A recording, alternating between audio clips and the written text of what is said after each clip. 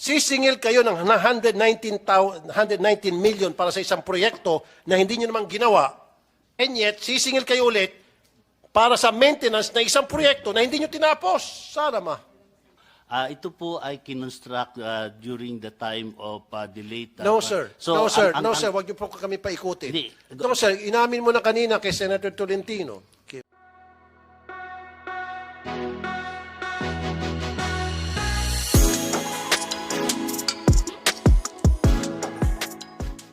With your indulgence, Mr. Chair, yung pong listahan ng mga proyekto ng NIA na walang tubig, marami po niyan. Yung naglagay sila ng proyekto doon, and yet, hindi magagamit dahil walang source na pagkukunan ng tubig. Damo ng tubig. Yes, merong irrigation silang nilagay doon, nakatiwangwang dahil walang tubig. And the response, Administrator Gillian? Tinatanong ko po yung mga ating sir, wala naman daw po. But titignan po namin. We will comply po. Kanina, I'll have to make a correction. Hindi pala 5 billion, kundi 5 million. So, 5,468,755 yung pong project sa Butuan City. Ang sabi rito, base po sa inspection and assessment ng NIA, lack of sustainable water during dry season at the dam. No water was observed during assessment and analysis, poor planning, wastage of government money. Isang proyekto lamang po yan. Pangalawang proyekto sa San Mateo, SIP, 23 million, 0.8. San Mateo SIP, sabi rito, there was continued allocation but no overall revised program of work. Ibig sabihin, walang POW. Ayun.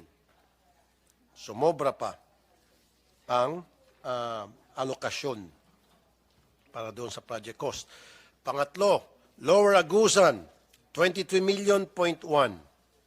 Non-compliance with basic construction methodology. Concrete defects. Installed rebars not in accordance with approved plans. Ayan, Engineer Gulen. Poor workmanship and substandard work. Napakarami pong ganito, Mr. Chair. In fact, 500 irrigation projects na na-inspect ng Inspection and Assessment team ng NAIA, 500 projects, halos lahat mali ang pagkagawa o may problema yung proyekto. Ito po'y binabasa ko 10 lamang. And then, I need your reaction, Engineer Gilen. Number 3. Mr. Chair, pwede hong daw si General Visayas sumagot kasi under po ng time. Tapusin ko muna. Yes. Sir. Na natin. Number 3, Lower Agusan, 23 million, 0.1. Number 4, MAT-1 Magos, SIP, 33 million, 0.9. Yung project. Ito, yung issues, concerns, and findings. Wrong location of the dam based on the development plan submitted during inspection. Poor dam construction. Assessment and analysis.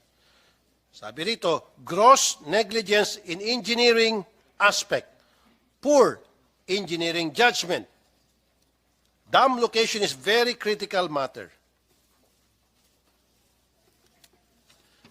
Number 5, Santiago Agusan del Norte, Santiago CIS, 27.5 million.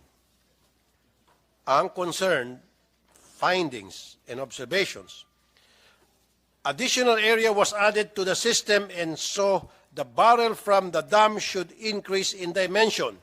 However, based on the approved plan, they only replace the barrel at its original dimension. Assessment analysis, questionable design, poor engineering judgment.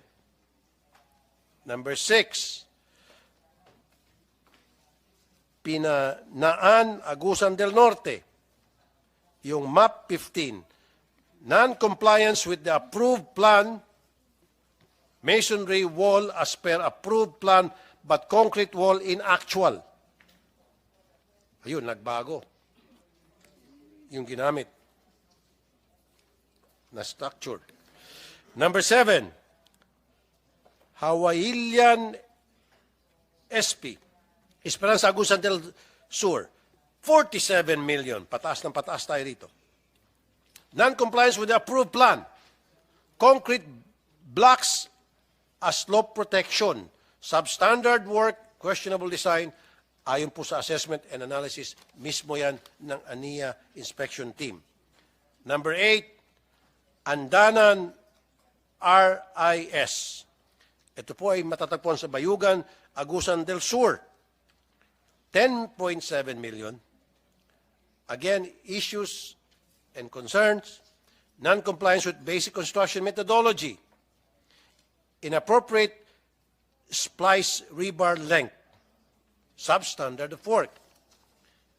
Dalawa na lamang. Number 9, Santa Josefa Pump Irrigation Project, Santa Josefa, Agusan del Sur. 119,347,000. Issues and concerns. Funds source of repair, rehabilitation of existing national irrigation system, knowing the project is not yet declared a system or turned over to NIA. Ibig sabihin, hindi pa tapos yung project, kumukolekta na po para sa maintenance. Marami pong gano'n, Mr. Chair. Questionable funding, ayon po sa assessment and analysis ng kanilang inspection teams sa NIA, possible double funding of ghost project during time of DAEO Cesar M. Sulaik as Regional Manager in Region 13. Kayo po pala yun, ano, Mr. Sulaik? Possible double funding daw po at ghost project daw po during your time. Sabi po ng inyo pong inspection team. With indulgence of Senator Tulfo, Nia, are you jotting down notes? Kasi sasagot kayo doon eh. Dire-diretso yung ano ni Senator Tulfo eh. Number 10, ito, mas malaki. Umayam RIP. O nga, RIP, Senator? parang patay na eh. Patay na ito. Namatay talaga, pinatay. RIP. Well, RIP nakalagay rito sa inspection team. Maring SIP. Okay. Umayan. 258,142,000. Ito na, yung issues and concerns and findings. Damaged canal about 10 meters long due to unstable foundation, lack of drainage structure, and weep holes. Assessment and analysis. DAEO Cesar M. Sulaik, during his visit, verbally instructed the regional office to not order the contractor to restore the damaged canal. Ulitin ko. Kayo po ulit ito, no? Ano ibig sabihin po ng DAEO? Okay. Sabi niyo na po, nung mag-visit kayo, verbally you instructed the regional officer na wag nang orderan ng contractor to restore the damaged canal.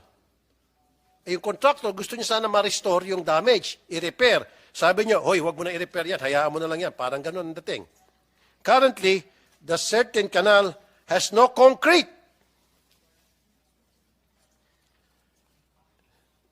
Substandard of work. NIA failed to impose liquidated damages and termination of contract as per MC 40S 27, series of 27. Improper and irregular contract implementation in favor of the contractor. So pag in favor of the contractor, walang demanda. Pag hindi favorable sa contractor, demandado. So either way, etong nangyayari, nakikita ko yung pattern, Mr. Chair. Maraming contractor na nakikinabang o pumapayag so, kung ano man yung kalokohan nangyari doon, hindi sila dinimanda. On the other hand, mga kontrakto naman, kung ano man ang reason nila, maaaring maayos yung kontraktor dahil ayaw makisama, kinat-short ang kontrata, kinansela ng NIA, kaya nagdemanda. That's a possibility. Marami pa actually, Mr. Chair. Oh, ang dami pala nito. Kung wala ako ng malalaki, Mr. Chair, dalawa na lang. So we will be asking the committee secretary to piece all together one by one the projects you just mentioned. So we will have an appropriate response coming from NIA. But anyway, last na po ito, Mr. Chair. 173 million project. UMIRIPD-C-1. Unfinished slice tower that will be reprogrammed for other years since 20% variation already met. Assessment, poor design resulting to untimely damage of the dam. Ibig sabihin, damage na yung dam. Because of poor planning, therefore, wastage of government money, gross negligence in engineering aspect, poor engineering judgment, incorrect design. Now, ang tanong ko po kay Engineer Cesar Sulaik, kay Engineer Gilen, bakit po meron tayong napakaraming ganitong klaseng proyekto? 500 po. Ayon po doon sa mga nakausap namin, almost 500 na mga proyekto ay ganito. Yun po yung mga napuntahan pa lamang at na-discovery. Who knows, baka 1,000 na. Ilan ba ang proyekto? Ilan ba ang, tanong ko na po muna, Engineer Guillen, ilan po ang, even before your time, ilan po ba yung irrigation project ng NIA scattered all over the country? 1,000, 2,000?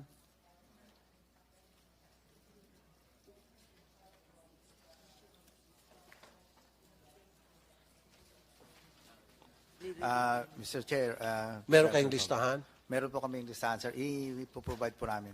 Yes.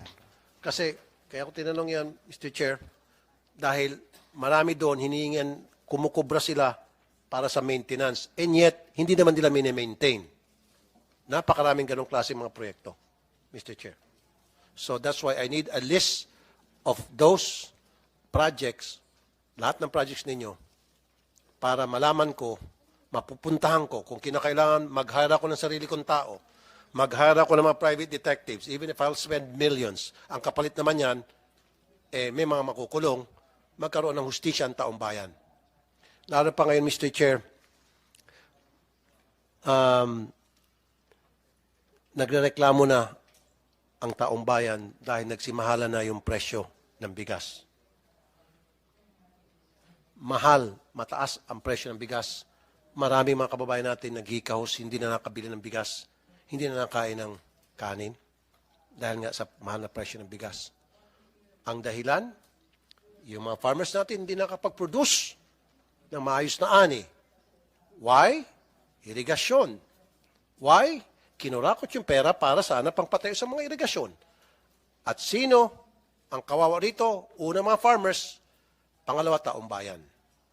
That's the reason we're here, para imbestigahan po ito, para matapos itong problema ito, managot ang dapat managot, and then ayusin yung problema, and then, if necessary, come up with certain laws na para hindi na maulit ito. Now, Engineer Guillen, bakit nangyari itong mga ganito? Ano pong sa palagay ninyo? With the indulgence, Senator Tulfo. Yes, sir. Siguro yung sinight ni Senator Tulfo, mauna si Engineer Sulaik kasi nabanggit yung pangalan niya ni Senator Tulfo. Okay. Umpisa natin, Engineer Sulaik, dito po sa 119 million 347,000 na project sa Santa Josefa Pump. Ano po yung inyong reaksyon? Mr. Chair, yan pong 119 million na pondo ng Santa Josepa, Mr. Chair, binigay po yan na allocation sa project na yan. But during that time, Mr. Chair, hindi na po ako yung regional director ng Region 13. I was assigned here in Central Office in 2017. So ang nag-implement po ng yung pondong na yan is the regional director. So yan At sino po siya? Si Dante Ganotesi po. Pwede natin patawag, Mr. Chair? Yeah. still connected with NIA? Retired na po, Mr. Chair. Patawag pa rin natin, Mr. Chair. Kasi pa, wala siya, he's not here to defend himself. Attorney Kimbo is directed to issue a notice to, Dante Ganutise. Ganutis. Anyway, you will get the Mr. details Chair, later. So, directed. Mr. Chair, Pero bakit pangalan niyo po ang nilagay dito ng inspection team ninyo? Hindi ko po alam kung bakit. Kasi ang nangyayari po, Mr. Chair, no, sa bawat visit ng Anong year po ito? 2019 po yan, sir. 2019. Yes po. 2017, nasa central office na po ako. As what? As what? As Deputy Administrator. So, you also have direct supervision over that project. Yes, Mr. Chair. Kahit wala ka na doon, ikaw pa rin ang direct supervisor. Yes, sir. But the actual implementation of the project, Mr. Chair, is the regional director. No, ang akin no, lang- Mr. Sulaik, engineer, no. No, tama nga si Senator Tolentino. You still have direct supervision over your project manager for this particular project. Tama? Yes. Kaya nga nilagay ang pangalan mo dahil meron ka pa ring say sa proyektong ito. Because of you, na-release yung 119 million pesos na pondo na questionable. Sinasabi nga rito ng inspection team ninyo. Hindi naman torpe o tanga o stupido itong inyong inspection team na ilalagay ang pangalan mo kung talaga wala ka ng kinalaman dito. Gusto ko lang pong ipaliwanag sa inyo yung Santa Josepa Irrigation Project, Pump Irrigation Project. Ito pong Santa Josepa Irrigation Project, Mr. Chair, Senator Tulfo, ito po ay kinonstruct during the time of the late... No, sir. So, No, sir. No, sir. Huwag niyo po kami paikutin. Hindi. No, sir. Inamin mo na kanina kay Senator Tolentino, kay Mr. Chair, na you have direct supervision over the construction of this project. May direct supervision ka doon sa project manager. Tama? So bilang direct supervisor, kung in the name of command responsibility, may pananagutan ka. Mr. Chair, hindi po ako ang direct nag-i-implement ng yung project na yan. Ako po ay dito lang po na nag-i-evaluate ng accomplishment ng mga natapos ng mga regional director. Hindi po ako involved during the time of the implementation, Mr. Chair. Kaya Mr. Chair, patatawag natin yung tinuturo niyang tao, yung Dante, na sinasabi niya, yun ang may kinalaman at naghugas kamay at nagpo-Poncio Pilato, itong si Engineer Sulaik. Kasi nga, Mr. Chair, masakit ito para sa taong bayan. Gumawa kayo ng proyekto ng bulok. Ibig sabihin, proyekto na hindi pakikinabangan ng taong bayan. Hindi pinakikinabangan ng taong bayan. And yet, kumukubra kayo para sa maintenance ng proyektong yon. Ito po yung nakaka-high blood, Mr. Chair. Gusto ko magmura pero bawal. Ang sarap magmura. Kung nasa labas lang tayo ng Senado, naku, natagtad na kita po ng mura or I don't know. Sisingil kayo ng 119 million para sa isang proyekto na hindi nyo naman ginawa. Gumawa kayo ng konti lang and then inabandona nyo and yet sisingil kayo ulit para sa maintenance na isang proyekto na hindi nyo tinapos. Sana ma.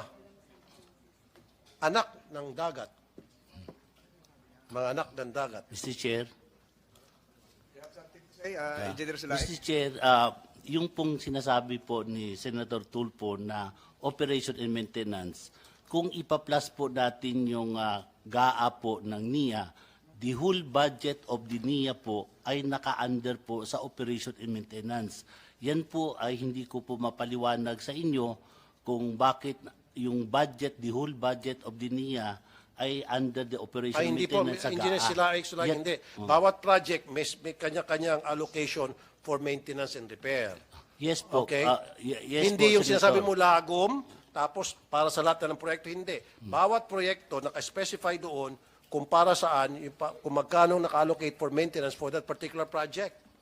Mr. Chair, kung papahintulutan lang po ninyo kami, kung pwede po namin ipakita yung aming sinasabing GAA na under the operation and maintenance para makita po ninyo yung talagang GAA po kung ano pong nakalagay po doon. Sige po. sige. Okay, Mr. Chair. Hindi, mamaya na yan. Hindi, pinapahaba mo lang. So, dito, ipatatawag namin yung taong itinuturo nyo na may kinalaman sa proyekto, sa ghost project na ito, na wala kang kinalaman. Tama? Tama. So, Mr. Chair, by next hearing, Yes. sana dumating itong Dante. si Dante. Okay. Sa next hearing para sumagot siya dito sa ibinibintang sa kanya na siya ang may kinalaman dito sa ghost project na ito at hindi itong si Engineer Sulaik tulad ng sinasabi dito ng mga inspection team ng NIA. At saka, Mr. Chair, wala Pangalawa po, naman. Mr. Chair, Okay na po tayo doon, hindi, Mr. Sulaik. gusto ko lang pong linawin, Mr. Chair, na yung pong pinaparatang na ghost project, hindi po siya ghost project, Mr. Chair. Yun po ay kahit na pupuntahan po doon sa Santa Josepa, yung project na yun, ay makikita po ninyo yung accomplishment. Baka ng gusto yung mo makulong ka sa ilalim sa baba. Pinuntahan po namin. We went there. Hindi, ang sinasabi ko lang po, O, Mr. babaguhin mo na. Siguraduhin mo. Kasi kung hindi, ipapakontempt kita para makulong ka sa baba. Sinasabi ko lang din po yung aking nalalaman, Mr. Sa Chair. iyong nalalaman. Opo. So, hindi ka sure. Hindi kasi Huwag mo sabihin, kasi pag sinabi mong sure ka, then, paparedy ko ng kulungan doon sa baba para pakulong kita. Cite you in contempt. Because we went there. Sigurado ka o hindi ka sigurado? sigurado po akong meron pong ginawa po yung Hindi, sigurado ka na tapos na ito? yes po, as per program po. As per program. Yes. But you weren't there. But we went there. Hindi tapos. Sige po. Saan po yan, Senator Tulfo? If I can Santa interject. Josepa. Santa Josepa. Santa Josefa. So, hindi ka mismo nakita. As per report po. Okay. So, sinasabi mo you're sure as per report. So, umasa ka lang sa report. Yes po. Okay. I'll take that. So, I want to see that report. Yes, At sino yung gumawa ng report na yon? yes sir. Mr. Chair, can I ask our COMSEC to give us a copy of that report and who made secure it? a copy of the report, issue the necessary notice. Yes, Your Honor. So directed. Okay, isa pa para naman in the name of fairness, mabigyan kita ng pagkakataon makapagsalita, Engineer Sulaik, sir. 258 million, Umayam SIP.